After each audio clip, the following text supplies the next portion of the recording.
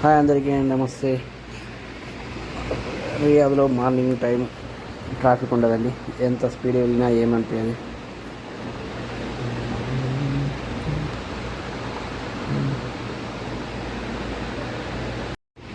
ఎందుకంటే పెద్ద బండ్లకు అలవాటు ఉండదు. ఈ ట్రక్కులు మార్నింగ్ 9-9:30 తర్వాత అలవాటు ఉంటుంది. వాళ్ళు వస్తే వాళ్ళకి ఫైన్లు వేస్తారు. ఈ టైంలో మేము వెళ్ళేది ఇండస్ట్రియల్ ఏరియా కాబట్టి అక్కడ కొన్ని వస్తుంటాయి. ఆ సైడ్ చెకింగ్ ఎక్కువ ఉండదు కాబట్టి